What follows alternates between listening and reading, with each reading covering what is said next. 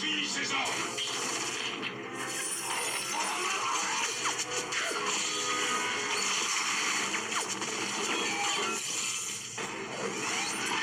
En hauteur, nous prendrons l'avantage.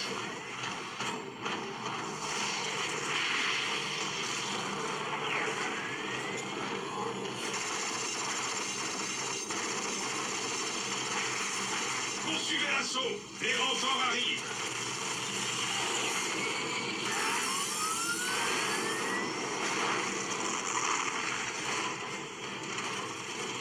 Le monolithe, si nous le détruisons, tout sera fini. Chargez!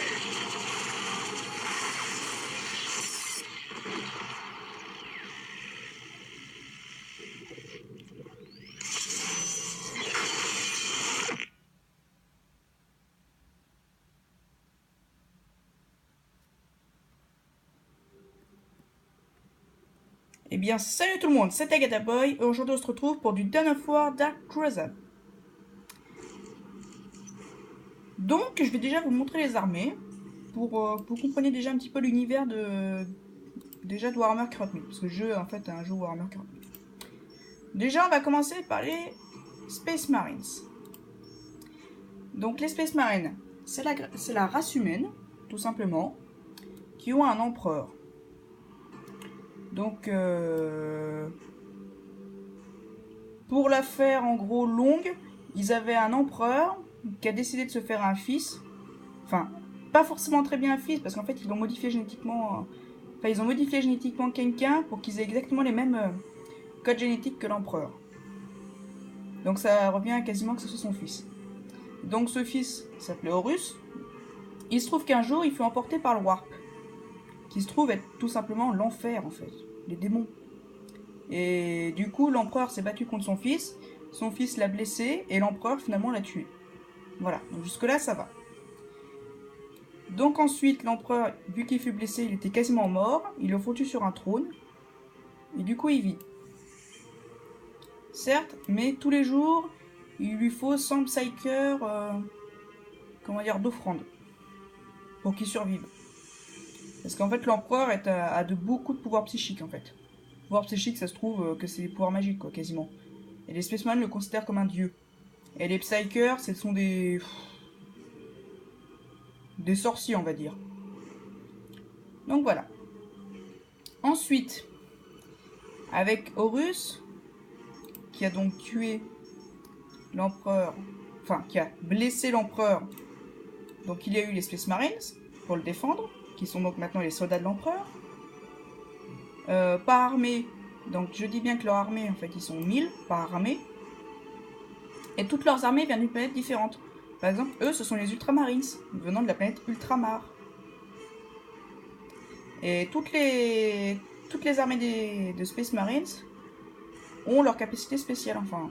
Pas dans ce jeu, parce que dans le jeu, ça change juste de couleur. Par exemple, regardez, les Space Wolf. Et ça change juste de couleur, hein. Ils sont pas très... Hein. Mais en vrai, dans le jeu de figurines, ce sont de gros vikings.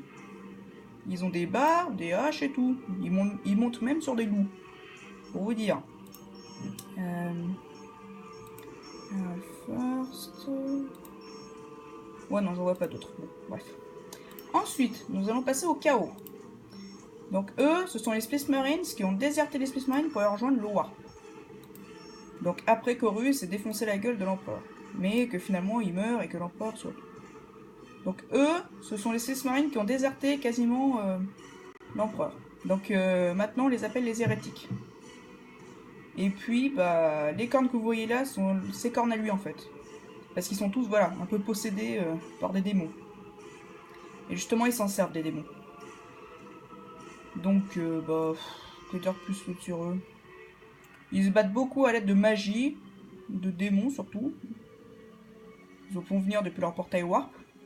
Le Warp qui est un portail qui mène directement au néant, mais qui peut servir aussi de voyage spatial. Enfin, comment je pourrais dire ça? Hyperspatial comme dans Star Wars, quand ils font des voyages hyperspatiaux. Mais dans ce cas, vous allez me dire, mais pourquoi est-ce qu'ils font des voyages hyperspatiaux à travers le Warp? Eh ben, ils peuvent, parce que voyez-vous, l'empereur avec ses 100 Psykers, il ferme justement le Warp. Non.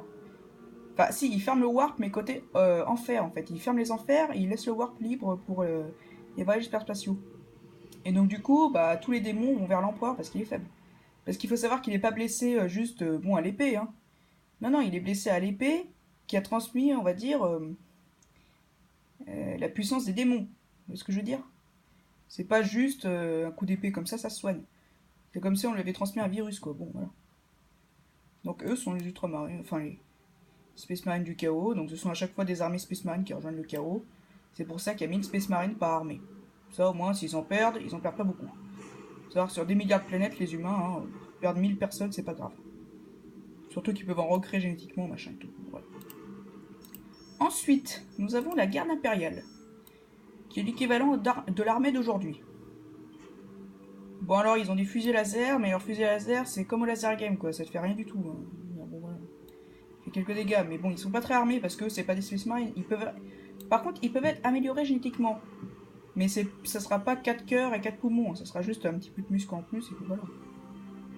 Par contre, ils ont des unités spéciales, qui sont les Karskings, donc qui ont des meilleurs matos qu'eux. Il peut y avoir du plasma, machin et tout. Ils ont beaucoup de chars.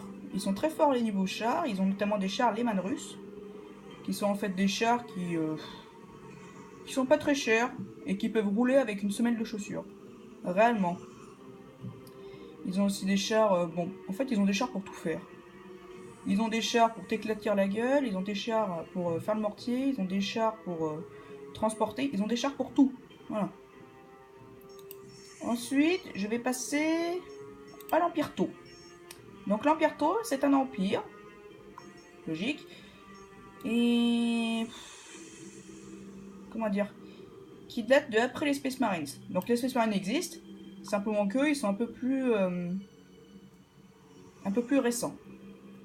Donc les Tau, ce sont des extraterrestres. Bon, les humains, c'est-à-dire les Space Marines et la garde impériale, les appellent les Xénos, comme toutes les races aliens. Et dans l'Imperium, on n'aime pas les Xénos, on n'aime pas les aliens, on veut pas vivre avec eux. Du coup, pareil, eux, ils sont mêlés dans la guerre entre les Space Marines et les Space Marines du chaos. Ainsi que d'autres races que je vous présenterai. En 2 parties. Faut pas déconner. Donc eux, ce sont en fait des soldats qui sont très forts au tir, en fait. C'est des snipers, les mecs. Réellement. On dirait que leurs fusils sont pas très forts, mais ils sont ultra forts, en fait, au tir. Par contre, ils se battent comme des bébés de 3 ans. Et c'est là-dessus, je déconne pas. Ils pourraient s'entraîner pendant 10 milliards d'années au kung-fu, ce que tu veux. Ils te battraient jamais au corps à corps. Prenons un exemple. Il te donne un coup de poing, par exemple, dans la tête. Il te fait même pas un bleuet. Tu fais juste aïe, et puis voilà. Par contre, si toi, tu lui donnes un coup de poing dans la tête, ça lui casse quasiment la mâchoire. Voilà. Mais ils sont très forts au niveau technologique. Notamment, ils ont des exo-armures qui leur permettent de... En fait, leurs exo-armures, ce sont des robots dans lesquels ils se mettent dedans. Et leurs robots sont équipés, par exemple, de Gatling, de lance-flammes, de missiles, de plasma. Parce qu'ils se battent beaucoup au plasma. Et voilà. Ils ont aussi des gros robots avec 2 gros canons à plasma. On laisse tomber. Les trucs, c'est des quoi? C'est des tanks. On laisse tomber. Ils ont aussi des tanks à plasma. Donc, qui sont en fait... non, merde, ça c'est un Crotox. Ce genre de choses. Donc, c'est ce genre de choses sur leurs robots. C'est un canon ray. Ils ont des drones. Et ils maîtrisent très bien la recherche au niveau gravitationnel. Justement. Mais vu qu'ils savent pas se battre corps à corps, ils ont aussi dominé d'autres peuples. Notamment les Krauts. Qui sont en fait un peuple de... à quoi je pourrais comparer ça en fait aux Indiens. Mais aux Indiens vraiment d'Amérique. Ceux qui se battaient aux arcs, après qui récupéraient les armes des... Merde, comment les appelait eux? Bon bref, vous voyez dans les westerns, il y avait des Indiens. Donc ils se battaient à l'arc, des faux fusils. Bah eux c'est à peu près la même chose. Voilà. Donc eux se battent avec des fusils, ils ont des fusils de merde. Les Tau ne leur prêtent surtout pas leur armement, parce qu'ils n'ont pas trop confiance en eux. Il faut savoir qu'aussi il y a quelques humains qui se battent avec les Tau. Parce que bon, domination de la planète, ils n'ont pas le choix. Donc eux, par contre, les Krauts, ils sont très forts au corps à corps. Ils ne vendront jamais un Space Marines. C'est comme la garde impériale, tu pourrais foutre 100 gardes impériaux. Je dis bien 100. 1, 0, 0. et un Space Marine pour les défoncer. Mais par contre, les gardes impériaux, c'est pas leur force qui font le truc, c'est leur nombre. Et bah oui, ils sont 100 000, donc forcément, si t'arrives avec 100 000 personnes sur la planète, forcément, au bout d'un moment, tu lâches, tu perds. Et bah les taux, c'est pas le même principe, les taux. Les taux, ils sont plus... comment dire, bah, ils sont plus niveau tir, donc du coup, ce sont les premiers à faire des raids aériens pour déjà bombarder. Donc un peu comme les Space Marines, sauf que les Space Marines, tu les envoies vraiment en cas d'extrême urgence où tu n'y arrives vraiment pas. Voilà. Au cas où vraiment la garde impériale réussirait pas, tu les envoies tout de suite les Space Marines. Mais eux, voilà, eux ils font généralement des gros bombardements avant de prendre les planètes. Donc c'est tout. Ah oui, ils ont quatre castes. La caste de la terre, du feu, de l'air, de l'eau. Donc la terre construit, le feu se bat, notamment ici un guerrier de feu. La caste de l'air, c'est les pilotes et les avions. Et la caste de l'eau, c'est ceux qui dirigent, comme les éthérés. Un éthéré, c'est un grand chef de guerre tau, en fait. Passons ensuite aux orques. Donc les orques, déjà, ils naissent à partir des plantes. Mais ils sont plus nombreux que les gardes impériaux. Tout simplement que quand ils naissent, eux, à partir des plantes, ils naissent en paquet de 30 000. Vous voyez ce que je veux dire? C'est que ça serait comme des abeilles. Ils naissent par paquet de 30 000. Donc les orques vivent que pour se battre. Et que pour leur wag. Donc leur wag, c'est quoi? C'est tout simplement leur clan, en fait, leur meute, si vous préférez. Parce qu'en fait, chacun d'eux a une wag. Donc c'est tout simplement un clan, une armée, bon, ce que t'appelles ça comme ça. Ils adorent se battre au corps à corps. C'est quasiment les meilleurs. Ils dépasseront jamais un Space Marine, bien sûr, hein, faut pas s'y attendre. Mais ils font quand même le poids contre un Space Marine. Ils arrivent quand même bien à foutre le Space Marine en difficulté. Mais comme le Space Marine, mais aussi le Space Marine arrive à le foutre en difficulté lui aussi. Donc du coup, voilà, ils sont quasiment de même force. Par contre, niveau tir, eux, ce sont un bébé d'1 an tiré au fusil à plomb, quoi. Bon après, ils ont 2-3 qui savent tirer, mais ça serait 2 cibles sur 100. Et les orques peuvent aligner 3 mois à la suite. Hein. Sauf bien sûr les grands chefs de guerre qui apprennent bien sûr à parler. Mais lui, c'est pas son cas. Lui, il aligne 3 mois à la suite, c'est je veux me battre. Non.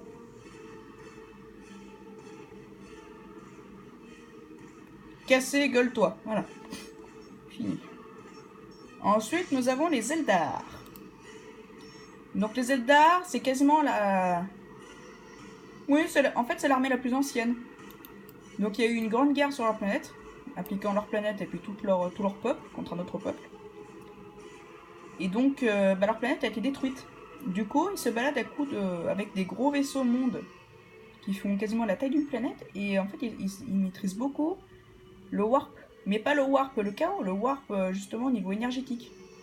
Parce qu'en fait, je vous avais dit que le warp servait aussi à faire des voyages hyperstellaires, notamment avec une énergie warp. Et bah eux maîtrisent beaucoup cette énergie-là. Et les Space Marines n'ont jamais réussi à trouver leur technologie d'armes. Parce qu'en fait, ils se battent avec des aiguilles, en fait. Je sais pas comment vous expliquer ça, en fait. Ils ont ça, par exemple, c'est un lance-shuriken. Mais en fait, ils se battent avec des trucs lumineux, mais c'est bizarre à dire. Ils ont pareil des véhicules anti-gravité, notamment des chars anti-gravité. Hein. Qu'est-ce qu'il y a plus sur eux? Ils sont très lâches, mais ils peuvent être vachement fourbes. Parce qu'en fait, ils peuvent construire des portails warp qui peuvent téléporter leurs troupes, en fait. Mais de toute façon, c'est tous des tapettes chez les Eldar. Mais ils sont quand même sympas à jouer parce qu'ils ont quand même beaucoup de trucs. Ah oui, et aussi ils se battent avec des âmes. En fait, ils ont des temples d'âmes. Là où ils foutent par exemple les âmes de grands chefs de guerre dans des espèces de machines qu'on appelle les seigneurs fantômes. Et par exemple, les seigneurs fantômes, bah, ils sont plutôt forts, en fait, en soi. Mais bon, voilà, après... Bon, après, ils sont forts au tir, forts au corps à corps, mais ils sont très faibles au niveau vie, en fait. Leur gros problème, c'est que t'as beau envoyer tout ce que tu veux comme masse, faut vraiment envoyer comme la garde impériale 100 000 mecs pour vraiment détruire tout. Mais ils sont pas mal. Ils ont aussi un avatar de Kane, qui sont en fait... Bah, je dirais pas leur dieu, mais quasiment en fait. L'avatar de Kain, pour eux, c'est quasiment un dieu en fait. C'est en fait un gros soldat de feu, je dis bien de feu, de lave et tout, de cailloux feu et tout. Je vous montrerai dans le prochain épisode. Qui est quasiment le dieu de la guerre. Voilà. On s'en fout. Alors, les Nécrons. Nécrons, c'est une race ancienne de métal vivant, donc qui bougent et tout, ils peuvent penser, ils peuvent... Ouais, ils peuvent juste penser en fait. Ils ont de l'énergie à fission, et en fait ils sont très nécromanciens, ils arrivent à ressusciter leurs morts, et en faire de nouveaux robots. Donc c'est ceux que vous avez vus dans l'intro en fait, c'est ceux qui, avec une énergie verte, se reconstruisent. Donc ils sont immortels, sauf si tu leur balances un gros missile à protons dans la gueule. Hein. Là je t'assure, il finit en pièces détachées, tu peux plus rien faire. Tu peux plus rien faire pour lui. Hein. Il peut pas se réanimer au bout d'un moment. Et justement, ils ont des machines déjà pour les collecter, qui sont les mécarachnides, qui collectent leur corps pour en faire d'autres. Mais ils ont aussi leur grand chef de guerre, leur seigneur Nécron par exemple, qui ont des orbes, et quand ils tapent de l'orbe par terre, enfin quand ils frappent de l'orbe, les machines se reconstruisent automatiquement, tous. Enfin toutes. Et leur but c'est d'éliminer toute race de mâles sur Terre. Enfin toute race vivante, si vous voulez. Ils veulent être les seuls dans toutes les galaxies. Alors que les Tau, eux, se battent pour le bien suprême. Et les Eldar, eux, on sait pas pourquoi ils se battent. Ça, j'ai jamais compris pourquoi ils se battaient, les Eldar. Les Space Marines, eux, ils se battent tout simplement pour leur peuple, pour les humains, pour l'empereur et tout. Ils incarnent la fureur de l'empereur, et puis les gardes impériaux incarnent tout simplement la volonté de l'empereur. Voilà. Donc écoutez, dans le prochain épisode, je vais vous faire découvrir toutes les races. En commençant par les Space Marines, dans l'ordre. Puis moi, je vous dis au prochain épisode. Je vous ferai tout simplement les trucs d'armée. Voilà. Donc aussi, n'hésitez pas à voter, parce qu'il y a un mode campagne. Donc n'hésitez pas à voter pour l'armée que vous voulez que je fasse en campagne. Et puis, moi, je vous dis à la prochaine fois. Donc n'hésitez pas à liker la vidéo, à vous abonner. Et puis, salut à tous, c'était Tagada Boy.